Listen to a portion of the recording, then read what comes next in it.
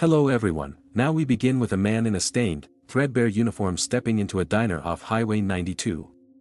The place smells like old coffee and bacon grease, and every pair of eyes turns toward him. You can almost hear the scrape of forks halting mid-bite. He walks with a limp, barely noticeable unless you're looking for it, and wears the face of someone who's seen too much and says too little. One look, and people assume he's homeless, maybe mentally ill. A woman near the front booth whispers behind her coffee cup, disgraceful. A man in a neon landscaping shirt snorts. Bet he just wants a handout. You see it, don't you? How quickly the judgments land, how loud silence can become when it carries contempt.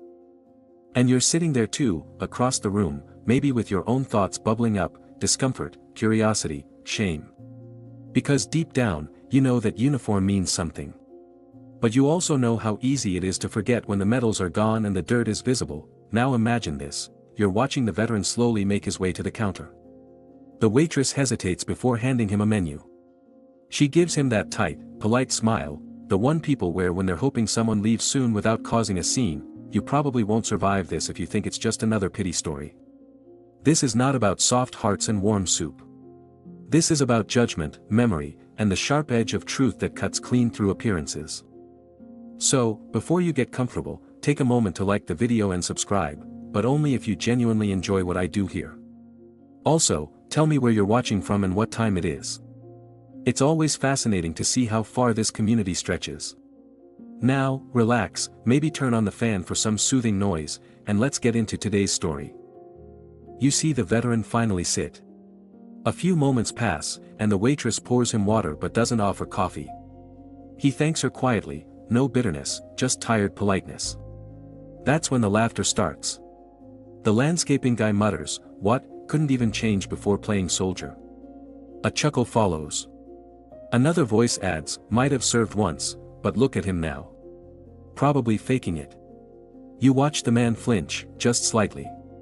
But he doesn't react. Doesn't turn around. He stares down at the water like it's the only thing tethering him to this world. You start to notice the patches on his jacket, not standard military anymore, but handmade repairs, stitches that tell you he still cares about what this uniform represents. A younger man with earbuds in records him on his phone, grinning to himself. You want to stop it. Maybe you even start to get up, then the door opens again, cold air sweeps in, carrying with it something heavier than wind. A couple in their 30s step in, notice the man at the counter, and freeze. The woman looks from him to the booth crowd and back. She whispers something to her partner, and they both look ashamed. They turn around and walk out. That's the first sign that something about this man isn't what the others think. 15 minutes pass. He orders nothing but a slice of toast. Pays in coins. The waitress hesitates again before taking it. You think she's trying to be kind now. But it's too late, her eyes had already cast the verdict when he walked in, and then, from the corner booth, a man in his 50s with a square jaw and a denim jacket stands. He walks over, pauses beside the veteran, and places a 20 on the counter. Says nothing. Just gives him a slight nod and leaves. The room stiffens, people begin murmuring, louder this time. Who is he? Someone whispers. He's not from around here. But their voices are shaky now. And you? You're watching all of it unfold in real time, the slow shift in mood, the ripple of guilt moving through the room like a rising tide. The laughter has stopped. The landscaper keeps looking down. The guy with earbuds pockets his phone, his grin gone. Another half hour passes. The veteran just sits, staring ahead like he's waiting for something. Or someone. Then the second shift happens. Through the large diner window, headlights appear, several pairs. Not just cars. Big vehicles. Black SUVs, government-plated. They pull up slowly, like wolves circling back to their own. People in the diner stand to see better. The waitress presses her face against the glass. The landscaping guy swears under his breath. The door opens, and in walk two men in black combat gear. Quiet. Alert. They walk straight to the veteran, who still hasn't turned around. One of them places a hand on his shoulder. You catch a glimpse of a trident patch on his chest, Navy SEAL insignia. The younger of the two kneels beside the veteran and whispers something. Then they salute. The room falls into complete, reverent silence. Nobody mocks him now. Nobody dares. And still, the man says nothing. You're still frozen in that booth, like the rest of the diner. The energy has shifted so completely, it's like someone cracked open the air and poured in reverence. The Navy SEALs, because you know who they are now, unmistakably, stand beside the veteran in absolute silence. They salute again, lower this time. Personal. Not for ceremony. For brotherhood. One of them turns and scans the room with eyes that have seen the edge of the world, then returns his gaze to the man in the tattered uniform and offers a single word, Commander. That's when the story turns, and you feel the floor of your assumptions drop out beneath you. The veteran slowly rises, and this time, the limp is more noticeable, less from fatigue, more from damage. He winces slightly as he adjusts his footing, then meets the SEAL's eyes.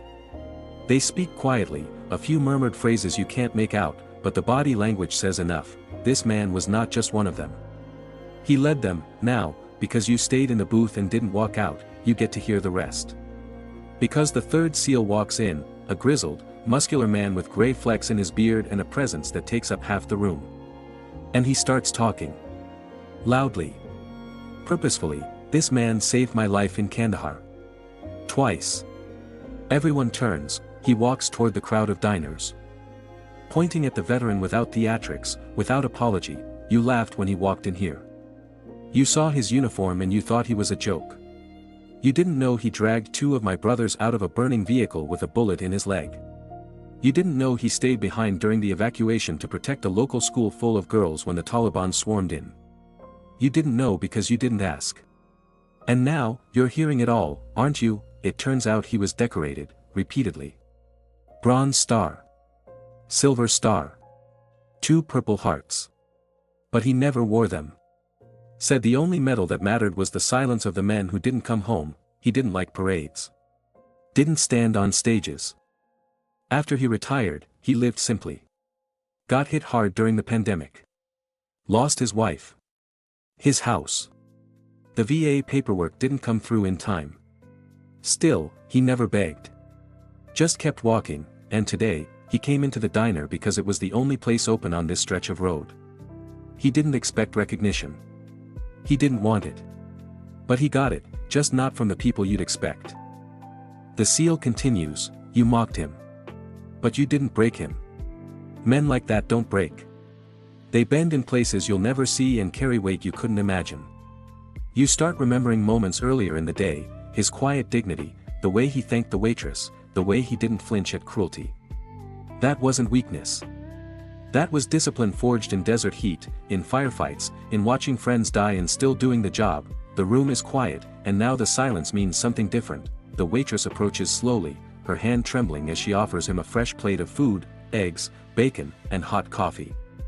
On the house, she whispers, eyes wet. He nods but doesn't take it right away. Because now, you learn something else. One of the SEALs pulls out a small photo from his breast pocket. It's wrinkled, dog-eared, the kind you keep next to your heart. He hands it to the veteran. She's graduating next week, the SEAL says, voice cracking. She wanted you to come. You lean in. The girl in the photo is smiling, in a cap and gown. The veteran's expression changes, just slightly. His hand tightens around the picture. He doesn't cry. He just stands a little straighter. You find out the girl is the daughter of one of the men the veteran carried out of that burning convoy. Her father didn't make it. But he made sure she got out of Afghanistan with her mother. Quietly. Under the radar, without credit. He called in favors, burned what little savings he had left, and signed paperwork that made him legally responsible for her travel and safety. She grew up in Ohio. Finished high school early. Got a scholarship. She's studying international relations, says she wants to help rebuild the world her father gave his life to protect. And the man sitting before you? He hadn't seen her since she was 7, that's why the SEALs are here. Not just to honor him, but to bring him back. Because she asked for him. You look around and see how small people appear when truth walks in. The landscaping guy has left. The woman who whispered behind her coffee cup earlier is now staring at the table, unable to meet his eyes. It's not shame forced on them. It's shame earned, and you realize how little you knew. You start to wonder how many others like him pass through the corners of your life unnoticed. One of the seals turns to you directly now. He doesn't tell these stories, he says. So we do. You think back on his limp. The way he counted out coins for toast. How he never once asked for pity. All the while, carrying a burden you couldn't see, you remember his silence when they mocked him. And now, you understand it wasn't because he couldn't speak. It was because the stories were too sacred to toss out in a diner like poker chips. He lived them. He lost pieces of himself in them. He didn't need validation. He needed coffee, quiet, and maybe a moment to breathe. And now that you know all this, tell me, how do you look at a dirty uniform again? 2 hours. That's how long it took for everything to shift. 2 hours between mockery and revelation. You're still sitting in the booth, the plate in front of you untouched. You're not alone, no one's eating anymore. The entire diner seems to be holding its breath. The man in the dirty uniform, Commander, now sits surrounded by men who would follow him into hell. He hasn't raised his voice once. Hasn't asked for an ounce of respect. And yet, respect now spills into every inch of the room like light flooding a darkened chapel. The waitress, who once hesitated to pour his coffee, now stands near him with a folded napkin in her hands like a student waiting for a lesson. One of the Navy SEALs steps back outside and signals to the convoy. Within minutes, more men in uniform arrive. No flash. No news cameras. Just quiet, deliberate movements. A couple carry what looks like a folded flag in a glass case. Another brings a duffel bag, camouflaged, faded, but well cared for. They set it beside the veteran gently, like placing a crown back on the head of a rightful king. He doesn't open the bag. Doesn't touch the flag. Not yet. Instead, he nods to one of the younger SEALs and gestures toward the booth where the man with earbuds had been sitting. Is he gone? He asks quietly. He left, the SEAL replies. But not before uploading. Uploading. That's right. You forgot about the phone, the moment recorded in mockery, before everything changed. The young man had posted it online, probably for laughs. A dirty, sad veteran eating alone. A cautionary tale of don't end up like this guy. But now that post is spreading for a different reason. Another SEAL pulls out his phone and shows you the video, reshared by military pages, veteran organizations, even a few blue-check celebrities. The comments below aren't jokes. They're stories. Thousands of them. My uncle came back from Iraq like this. People used to laugh at him too. We owe more than apologies to men like him. He taught me how to tie my boots in Afghanistan. I wouldn't be alive without him. My dad always said the quietest guys in the room were usually the ones who saw the most. The SEAL scrolling through the comments glances over at you. It's gone viral, he says. But he won't care. Never does. Doesn't even have a phone half the time. The veteran still hasn't moved much. He's drinking the coffee now, slow and deliberate. The kind of man who's seen enough chaos to savor peace in small sips. Then the big one enters. A broad-chested officer with gray eyes, white gloves, and medals polished so sharply they reflect the diner lights. This isn't another SEAL.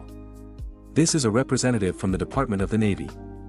A Pentagon man, he stands at attention, right in front of the booth, and begins to read, in recognition of decades of service. Valor under fire. Leadership above and beyond. The speech is formal, respectful, and carefully worded. But the commander doesn't react to any of it. You can see it in his eyes. He's not here for the accolades. Then the Navy man stops. Folds the speech back into his coat. Takes a breath. Steps closer. We failed you, sir, he says. And that gets the commander's attention. Everyone hears it. A public admission. From the military to the man they left behind, we lost track of your benefits. Your pension. It's being corrected. Immediately. You glance at the veteran's hands, rough, weathered, but now curling slightly into fists on the table. Not out of anger. Just trying to hold something in, and then you hear the line that breaks the last of your preconceptions. I read your service file last night, the officer says. You could have been admiral. Why didn't you stay in? The commander looks up for the first time and replies, calm as a stone in a stream, someone had to be the last one off the field. That's when you start understanding what kind of man he really is. The kind who didn't climb for power. Who stayed low so others could climb. The kind who led from the back, not the front. Who chose to remain invisible, until invisibility became a burden too heavy for the world to ignore anymore. The Pentagon man nods, a bit stunned. Then offers his hand. The commander shakes it, quick, firm, and humble. No cameras. No press. Just a hand that's gripped both rifles and fallen brothers. Outside, it's starting to drizzle. A storm coming, maybe. One of those soft southern rains that makes the road shimmer. But no one in the diner is moving yet, the SEALs are packing up. The convoy is preparing to leave. They've come to escort their leader, not for battle, but for honor, and he finally stands again. Picks up the bag. The flag. Thanks the waitress, you rise too, almost involuntarily. Something inside you says you need to stand when a man like that leaves a room, and you do. You and everyone else, nobody says a word. You just rise, collectively, like a field of wheat in the wind. He walks toward the door, but before he leaves, he turns, just slightly, and says, "She graduates Saturday. You're welcome to come." And then he's gone, into the rain. Into the convoy. Back into the quiet. 2 hours ago, he was a punchline. Now he's a monument. The bell over the diner door jingles once more as it shuts behind him, and just like that, the commander vanishes into the misting rain, leaving behind the echo of something greater than presence. You sit back down slowly, unsure what to do next. You're not alone. Around the room, others do the same, except now they carry more than meals and coffee cups. They carry the weight of a lesson they didn't ask for but needed to learn. The silence stretches for a moment longer. Then the waitress, her name tag reads Carla. Though no one had bothered to read it before, starts moving. She wipes a perfectly clean table. Not out of necessity, but out of nerves, like she needs to keep her hands busy. The kitchen bell dings. Someone's food is ready, but no one moves to retrieve it. You glance toward the booth where the landscaping guy had laughed earlier. It's empty now, except for a crumpled napkin and a receipt still on the table. The tip line is blank. That feels about right. Then something remarkable happens. The man in the denim jacket, the one who quietly left a $20 bill on the counter earlier, returns. He walks back in, soaked from the drizzle, but determined. Heads straight to Carla and says, "You mind if I cover whatever he didn't eat?" Carla looks at him, nods slowly, and grabs the ticket. But then something shifts in her voice. She says, "Actually, I'd like to cover it." And when she says it, you hear the emotion. This isn't performative. This is apology. Respect. Maybe a little redemption. The denim man nods. Doesn't argue. "Then I'll cover the next guy in uniform who comes in," he says, loud enough for the room to hear. Just in case. And something in the atmosphere clicks. Like a gear realigning, a woman at a corner booth turns to her son, a boy no older than 9 or 10, wearing a hoodie and headphones, and whispers, "Did you see that man? That's what a real hero looks like." The boy removes his headphones for the first time all morning. "He didn't even yell," he says. And she smiles gently. "Exactly. You realize the lesson didn't just change your opinion, it rewired your standards." Someone near the front booth opens a phone. The video has gone viral, sure, but there's a follow-up now, an interview with one of the SEALs outside the diner. Short, unscripted. A reporter caught them before the convoy left. The SEAL says, "We don't usually talk about these guys. The real ones. The ones who never ask for credit. He didn't want this. He's not even going to see this video. We're doing this because people need to remember what honor looks like. Not medals. Not speeches. Just decency." And then he added something that sticks with you like a splinter under your skin. "You want to see who a man is? Watch how he behaves when everyone's looking away." You think back to the commander sitting alone, counting out coins for toast. Thanking the waitress. Staying calm through ridicule. Watching quietly as younger, louder men recorded him like he was a relic. You think back on how he didn't flinch. Didn't need to. Because he knew who he was. That's what steadiness looks like. Later that day, the diner becomes a sort of accidental shrine. People stop in, asking about the man in the old uniform. Local papers come by. A veteran in a wheelchair from 2 towns over is the first to visit and sits in the same stool the commander had taken.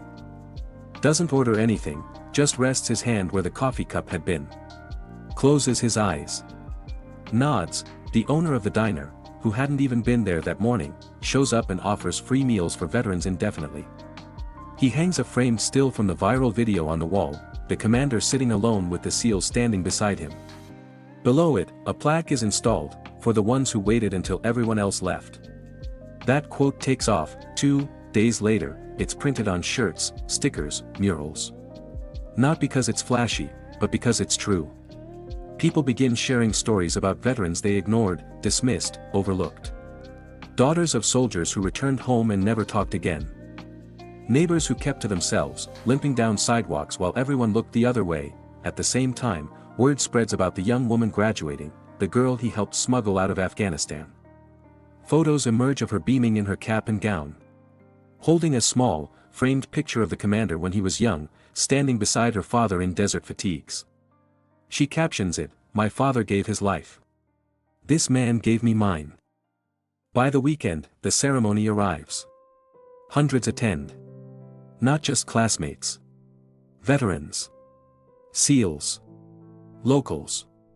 People who saw the video and drove miles to show up. The commander is there, standing quietly off to the side. He's clean-shaven now. Hair trimmed. Same uniform, still worn. Still patched, though someone clearly tried to press it with care. He doesn't take the stage. Doesn't make a speech. Just watches as she walks across to accept her diploma, then places his hand over his heart when she locks eyes with him and salutes. You're not at the ceremony. But you see the photos. And they feel like a coda to the story you stumbled into that rainy morning. Proof that real strength doesn't need a spotlight. And quietly, in homes across the country, other veterans watch the clip. Some smile. Some cry. Some sit a little straighter. Because finally, someone reminded the world what they carry every day. A week passes, the world, with all its distractions and demands, does what it does best, it moves on. The trending tab shifts. The video is bumped lower by something shinier. The diners fill back up. People laugh again. But for those who were there, and those who watched closely, something lingers. You can't quite name it, but it's there. A different way you look at the man in the corner booth. A pause before judgment. A tilt of the head when someone walks in wearing dog tags under their shirt. The commander's story doesn't end with a parade or a headline. That was never the point. You hear whispers that he declined any formal recognition. No awards, no TV interviews. Just ask that the money the Navy owed him be donated to a scholarship fund in the name of his fallen team. One of the SEALs later shares a quiet note online, almost like a journal entry. He said, "Legacy isn't what they say about you when you're gone. It's what you chose not to say when you were still around." You start noticing that things are different, not just in you, but around you. The diner installs a small corner bookshelf. Veterans can leave books, pick one up, write notes inside. It becomes a kind of living history.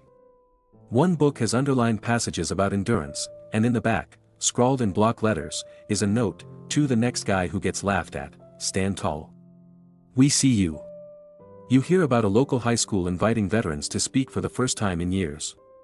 Not just the generals with polished speeches, but the quiet ones. A Marine with a service dog.